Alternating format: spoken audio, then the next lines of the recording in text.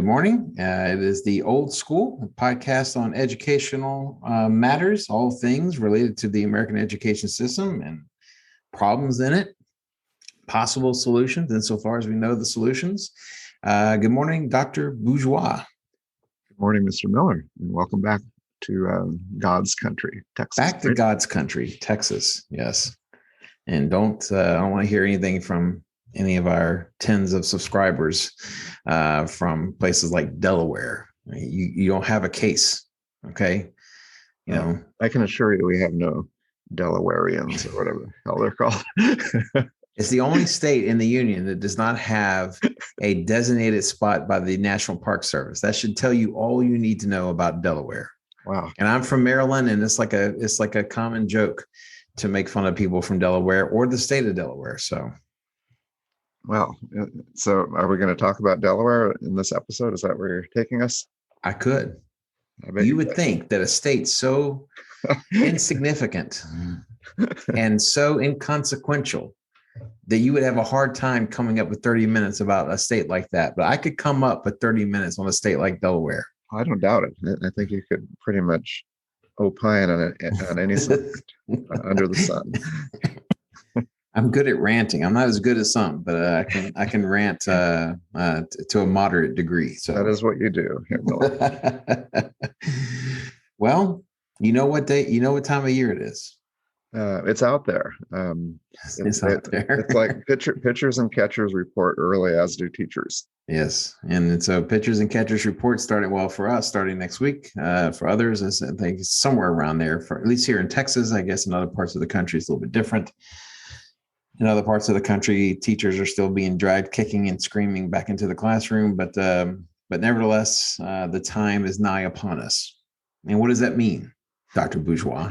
Well, I think the stark reality hits very quickly, really, right when they walk in the building. They think, oh yeah, here we are. And they leave their lives behind and start once more into the breach, dear friends. Exactly. But what they really want at that point for the next week or week and a half, or how much time they have, is to be left the heck alone and go to their classroom and plan and call it good, and then start. But that's not what happens. They can't do that. Yeah. There's a little announcement. We'll be meeting together at 8:00 until about 4:00 for the next week and a half. At the beginning of last week, our assistant principal had already sent out a schedule of meetings. That's a good week before most people on the staff are even checking their email, which, so, good for him to get that done, because I think that it's good to know what you're facing on the first day of school. But I mean, it's already, the process, the rigmarole has started. And it will continue really once that first meeting. It just has a life of its own. I don't miss that at all. And I don't want to say there's a lot of empty talk in these meetings, but I don't like these global comments that come out that here's our mission. You can memorize this mission and you get a cup to carry around with you. But mission statements and that level of conversation, I know you need to be on the same page, and I'm all about collective teacher efficacy. And sure, but I think it needs to be real, and there's just this disingenuousness that I'm sensing. I think most teachers are really perceptive, and they get it too, and that's what kind of turns them off during those meetings. So they start wanting to be empowered and fired up about the year, and then it kind of gets drained out of them, just this sucking feeling slowly. The great sucking sound. Yes. Going from blow to suck. I guess so. Great comic Mel Brooks once wrote in Spaceballs, I think. Oh, right. Quoting Spaceballs. Well, but I quoted Nietzsche, so. No, we can do that too, but I don't like it. I mean, what are your thoughts on just that type of motivation for a teacher to start the year? Well, I think it's and we've kind of hinted at this in the past, but I think it's a very difficult task for school leaders to kind of navigate, right? To try to find a way to come up with something that doesn't sound contrived, that does not sound Um, yeah, and the other problem that makes it worse is that there certainly is a lot of teachers that are cynical.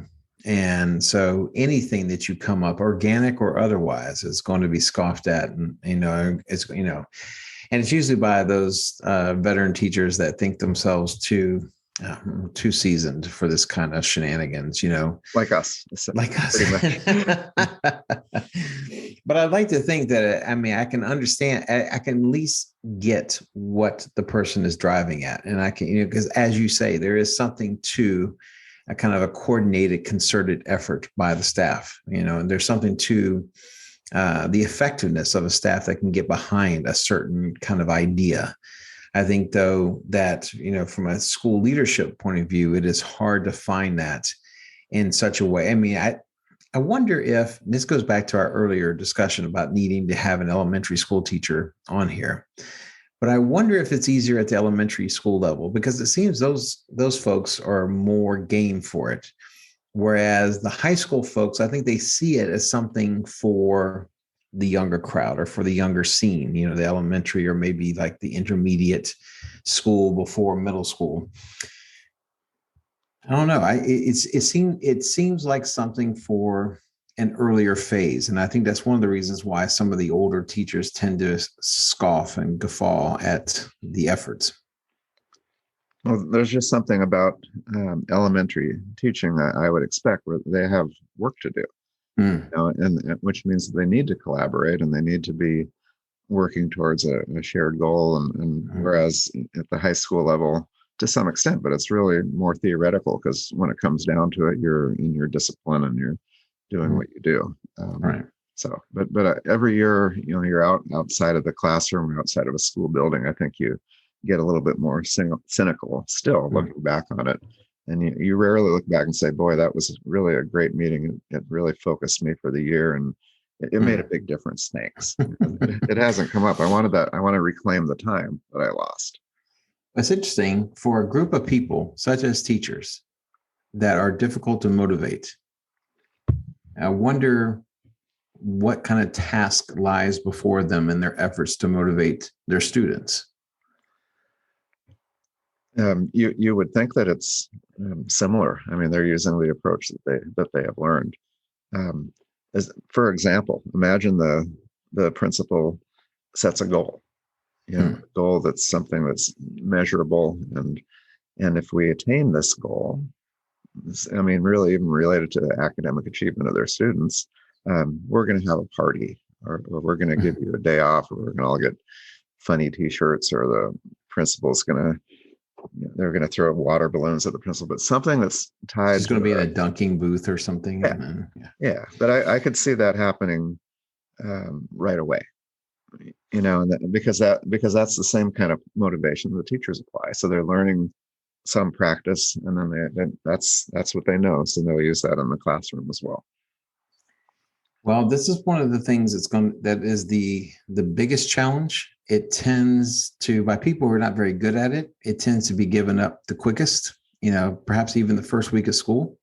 And that is the idea how you motivate students. And the question is, should it even be our job to motivate? Talk about the idea of what motivates somebody and how someone is motivated. And of course, you look at the mission statement in a particular school, and that's always ripe territory for laughs and criticism, because a lot of those mission statements they come across more political. And insofar as that's true, it comes across meaningless, empty words, empty suggestions, empty platitudes.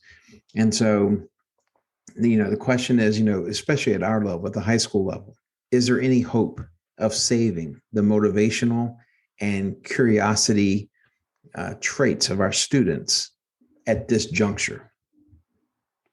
What you said about motivation is telling, because we're trying to actively motivate students, and I think that the approach that would really work is to allow students to generate their own internal motivation, ideally from the subject matter.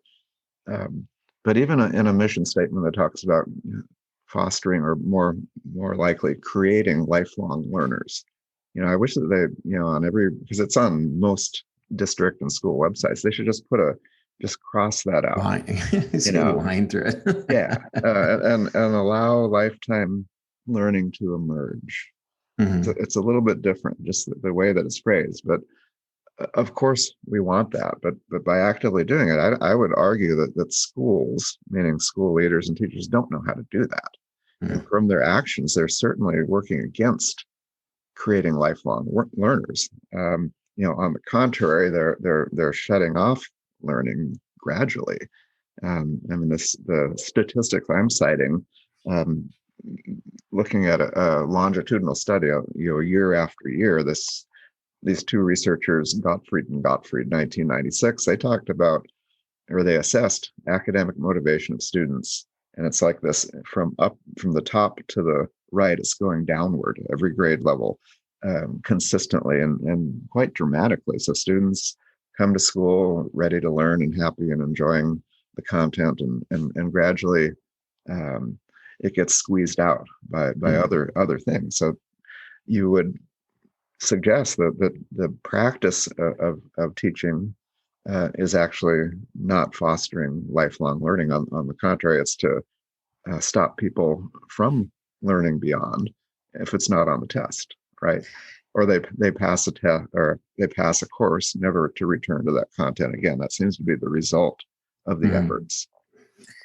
And it's interesting in conjunction with that, and certainly it goes hand in hand with that, the loss of motivation, but it is the loss of curiosity and the loss of imagination and the ability to think beyond certain concrete constructs, So I'm sure you've heard there was a study that was done much the same way, a longitudinal study where they followed a group of kiddos and they asked at different grades, what could you do with a paperclip? And so in kindergarten and first grade, the kids are thinking, okay, they think about a paperclip. They do not think about it in terms of the way we think about it, where we think about the little tiny silver thing that clips papers together. They think, well, what if it's 10 feet tall? What if it's made of wood? What if, just they start coming with all these crazy ideas of what essentially is a paperclip, but in many manifestations of a paperclip. And then as the kid gets older, that kid loses the ability to think beyond the concrete. And they cease to be able to think theoretically. They cease to be able to think in a kind of an expository, kind of exploratory sort of way. And you can't help but think that the loss of motivation is part and parcel to the loss of curiosity and the loss of imagination that also tends to happen as you go from the very early grades. And I'm desperately trying to hold on to that with my kid as she enters now the second grade this year. But, to see that to try to see if there's any way to maintain the curiosity, to maintain the imagination in conjunction with hoping to maintain the motivation. Because if they have that curiosity, if they have that desire to explore, the motivation is going to be there. That's an interesting example. And I think, well, the theory that I use in a lot of the research I conduct is called self-determination theory. And their idea is that humans are inherently interested in their environment, manipulating, learning, exploring. And what we're doing in terms of parenting and teaching tends to undermine that in a subtle way, but consistently year after year. And so I think when we talk about motivation, students are very motivated in your school. It's just a different type of motivation. And so they're motivated to, extrinsically, to get good grades, to please their teacher, to get into college. So the level of motivation hasn't changed, I don't think, but it's just the quality. It goes in the direction of that motivation. That's right. It's always going beyond, outside. It's instrumental to do something else. Whereas those children you mentioned, I mean, they're present, and it's a fascinating topic right from the start. But we're doing something in school, and obviously we're going to talk about testing and other things that we do. But we seem to be working very effectively at reversing the quality of motivation. I mean, what more could we do than we're doing? If we had planned this, we could not have planned it any better. Yeah, no, we're knocking it out of the park. There's no way we could have done this if we had planned it, if we tried to do it. That's right. But I think we need to identify some of those factors that are, helping students lose their quality motivation. Just to name a few. I mean, you mentioned your daughter who's moving to second grade. That's when it starts, at least in Texas. I mean, the first test is coming up in third grade. So second grade really matters, and they're going to start to ramp things up a little bit. And then once into third grade, you get that first test, and they start to realize, oh, this is important somehow. All right. I mean, I remember my daughter's first STAR test. It wasn't important. I mean, she just was kind of enjoyed solving these problems. It was math. Right. And to brag a little bit, she was one of the few I'd ever heard of, and probably to get 100% on her third grade STAR math, her first math. I've just revealed her test scores, and FERPA will be after me now. Is that FERPA? Public records. HIPAA, FERPA. Yeah, it is FERPA. It is FERPA. FERPA's going to hunt me down.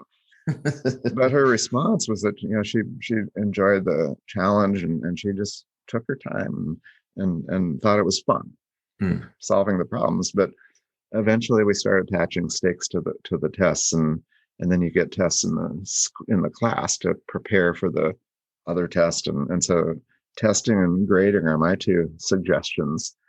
We start to evaluate. There's a huge difference, when you're doing something for the fun of it, and if you're doing it for money, right, for a grade. So I think we're paying kids for something that they might be enjoying anyway. Well, it's interesting. I think about the idea of motivation. Think about the idea of curiosity. And I'm reminded of what I see as the threat of curiosity. I'm reminded of an old skit that George Carlin used to do, talking about growing up in Catholic school. They would have heavy questioning time, where, the priest would come in and the kids could ask any question, yeah, Father, can God make a rock so big that he himself can't lift it? That's where, it'd become like a silly thing like that. And then he said, the problem is that the questioning led to doubt. And that's when the Catholics figured out we can't do this anymore. And I wonder if the push for curiosity at some point gets to a point for teachers and to administrators in schools to become unmanageable. Well, we can't have these kids questioning all the time, every single thing, because then we wouldn't be able to get anything done. And I make that remark because it has been a problem with my kid. I have always encouraged her, and her mother has always encouraged her to ask questions. But after a while, she starts asking more pointed questions to justify our actions relative to her. And as a parent, that might feel uncomfortable, but to quash that would seem to be the first step in quashing the curiosity. If you can't defend your own actions, that's a problem. And I think teachers run into that. I think school administrators run into that. And I think that's one of the reasons why curiosity is both encouraged, but also curtailed as the kid gets older, and as the questions get more pointed, and as the accusations behind the questions get more personal. I think that could be part of it. I don't know. Thoughts? Well, yeah, I mean, I do think that the questioning of a child shifts at some point. But we love it, but we also find it annoying on a certain level, because we're having to justify eventually our behavior toward them. And it's like your daughter is a member of Miller and Miller Associates at Law, something like that. But when you're running a classroom, and you get questions that are a little bit off topic, because to pose a really good question related to a subject, implies a certain level of knowledge and intuition and sensing the room and where you're going. And, students at all ages tend to get off track with questions. Sometimes they do it intentionally to move you away and buy themselves some time where they're not on topic. But let me jump ahead to university, because the same thing happens even at the doctoral level, where people will get you off topic, and then the rest of the class kind of sighs and say, okay, let's see how the professor gets back. But this is a little bit out of the way. But to say one more thing, I'm saying a lot on this. What you get with students in high school, younger, and even in doctoral students is procedural questions mainly. Tell me about the test. Do we need to learn this? That doesn't stop. And so to me, that's not questioning, but it's trying to help them get what they want, which is the grade. And it really never changes. I mean, it's debilitating when you're a professor. You've done this. You talk through your syllabus, and then all these questions are about the grade. Right. Well, I was going to bring that up because, because the idea that, first of all, students know the teachers that are prone towards or fond of tangents, because there certainly are teachers that like to hear themselves talk. But I think also, whenever you do open house, you understand immediately the questions that you get from the kids, because it's the exact same questions that the parents will ask. And you'll sit there, and I will sit there and I'll say, my class, is about this, and this, and it has this element, which is quite different from other classes. And it is not about the philosophy of the methodology that I use in the class. It always comes back to, what does that look like on their grade? You're talking about parents, yeah, parents in open house, and because the kids don't usually ask questions. They're usually forced attendees, in these things, but they very seldom ask questions. The parents will ask questions, but the parents will typically ask questions about things that they could look up and find themselves. What percentage of your grade is test, or what is the policy of makeups, that sort of thing. And so as you say, the questions tend to be formulaic. The questions tend to be about procedural things and not really about the idea of learning or the idea of trying to understand a topic such as history. Oh, we'd hope that there's a pure pursuit where adults don't get in the way. I mean, for example, a kid like your daughter is very interested in a certain topic, looking at a history of and if you start not just posing questions, but providing an exam, that would shut it down. I mean, I think about music lessons, and and I obviously I'm a pianist, and but there was no. I mean, the only test was it wasn't even a test, but you performed in front of people, and every week you performed in a way in front of your teacher. But once they start trying to add on top of something that is really joyful, I mean, I'm sure I've told you my story about practicing the piano. Do you remember that story? I've heard many stories. I do tell which one are you referring to? Well, it was in 7th grade. I played in the orchestra. I played violin, and I also played piano. So I was their accompanist, but I'd played violin since 1st grade. So I did both. No fooling. Yeah, no fooling. So I was a little Suzuki violin. I'd carry my little case, and but I was better at piano, but pretty quickly. But I did both. Actually, I played both all the way through high school. So every week we would sit around on a Friday in our circle, and we would talk about our practice during the week, and we were supposed to keep track. My teacher, Mrs. Blankenship, would take it down, and it would supposedly go into your grade. And so the students would count it up, and they would say, how much? 30 minutes this week. Okay, got it. 20 minutes. Oh, I didn't practice at all. 25. And then they would come to me, and I had it added up, and I would say, well, there's 3 hours, 4 hours. These are days, said 20 hours. And they would just freak out. They'd start applauding. I'd get standing ovations, but I was practicing that much. And I wrote it down in a little notebook. And so I was getting like this double payment, the music itself, but also accolades. The adulation. And then on top of that, there was a period where my dad would pay me, by the hour. It was a certain, I mean, for a middle school kid or junior high at that time, that was a big deal. And I don't know how much it was an hour, but it was probably enough. My dad was pretty generous. So he would, and so I was collecting some bucks for that too. So it was like doubling down on the practice. And we did that for about a year. I made some money. But eventually I said, Dad, I really enjoy playing the piano, and this is what I love to do. And you don't need to pay me. Because, and that, I mean, I think that was a pretty mature thing to say. Sure. And probably a horrible mistake, because I could have made a lot of money through high school and college. But there was something that rubbed me the wrong way about that. and maybe I don't know what, but very complicated because you have the joy of what you're doing, you have the public adulation, and then you Mhm. have money. So you're Mm. getting these different messages, and to me, the activity itself should be enough. Well, you brought up my daughter's interests, and I may have mentioned it before. I You think spoke about it in general terms, but she has, since the beginning of the quarantine last April, had it, not last April, April right. 2020. She has had a remarkable fascination with ancient Egypt. And I have provided her resources and I have provided her opportunities to explore it.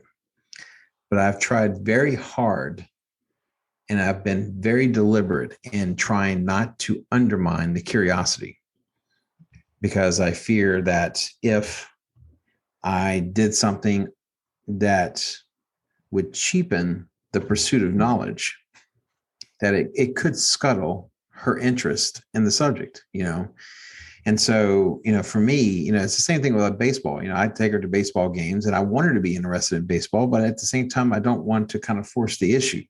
She'll either like it or she won't like it. That's me trying to juxtapose my interest in baseball into my daughter, if for no other reason, but I have someone to go to baseball games with when I get older. But, those kind of things, if it comes from me, she'll either get it or she won't get it, but I'm not going to lose sleep either way. I'm grateful that she is interested in some of the things I'm interested in, but particularly those things that come from her. I feel that my greatest act is to not get in the way, you know, um, and to not allow anything else to enter into the paradigm of her and her interest in ancient Egypt and her desire to study about the gods and the goddesses and the pharaohs and the pyramids and all this other stuff. And she talks often about the idea of being an Egyptologist, about living part of the year in Egypt and part of the year in Fort Worth and in North Texas or what have you. But the idea that she feels that she's already kind of making plans, and I'm like, okay, but at the same time, trying not to intervene or to interject, put myself into her pursuit. So, I mean, it's really difficult as a parent because you want to just jump in and impose yourself, and Right. and then it shuts down. It's fragile. I think Montessori, Maria Montessori, appreciated that, and she had a saying that you should never praise a student when they are completely focused on some activity, and because you will break the spell. Right. And breaking the spell happens quite often in schools. I think as soon as you mention the test or the reward, that does happen because you're suddenly imposing the adults' goals on them instead of their own. This is why teachers have an uphill battle in the classroom as far as being able to instill motivation, to be able to instill curiosity, because everything about the structure of the class, everything about the dictates from above, as far as administration or what have you, undermines that because of the idea of the test and because of the idea of grades and what have you. You're completely surrounded as a teacher. You're completely surrounded by things that undermine the notion of a pure exploration of a subject. And perhaps it's unrealistic and it's pie in the sky thinking that's the kind of experience a kid might have in the school, but it has been done before, and to me it's just this constant conflict between teachers who want to see more genuine engagement with the subject that they teach, and then the rigmarole surrounding them that demands all this other stuff. Well, we started out with the teacher and talking about teacher and service, and I think the teacher is confronted with three forces. They're being controlled because their outcomes are student performance, and so they're getting it from parents, who, like you said, all about the grades, from administrators, all about the test scores, and then even from the student themselves, as they get older. If you teach AP, it's all about you getting them what they want. Class standing and so like that. Rank, you get incredible pressure on grades. Mr. Miller, my ranking is going to drop from number 14 to number 11 because of the grade you just gave me on that test. Yeah.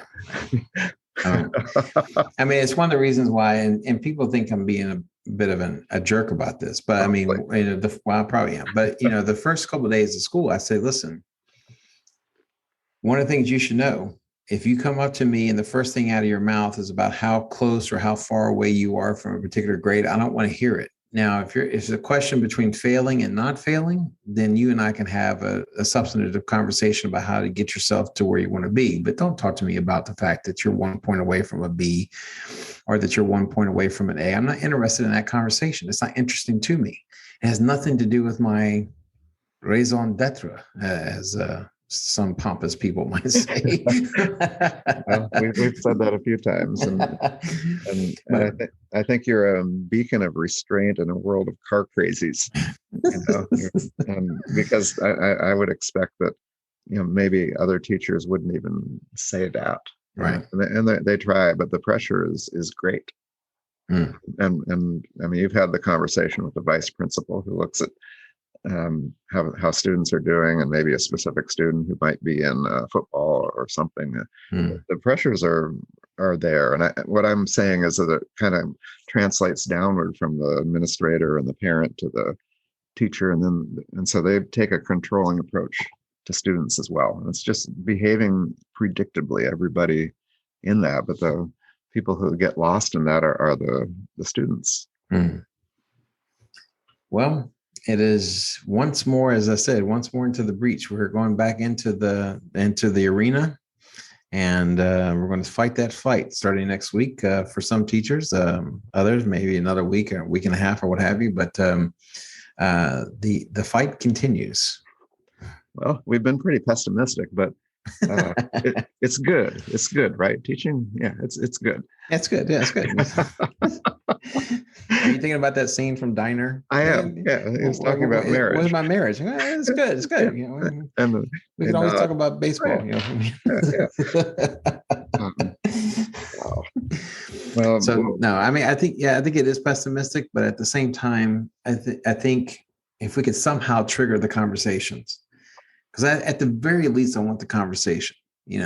It may get nowhere, but I want people to know that we're going nowhere with this. I want people to know that while we may not be able to change things, we understand that this is not the best way to go. And maybe the realization can prompt change. Maybe. But it makes for good talk. That's for sure. That's for sure. So I appreciate it, Herr Miller. Well, I'll be the first. I will say auf Wiederhören, auf Wiedersehen, and have a good week, sir. Gleichfalls, Herr Dr. Bourgeois.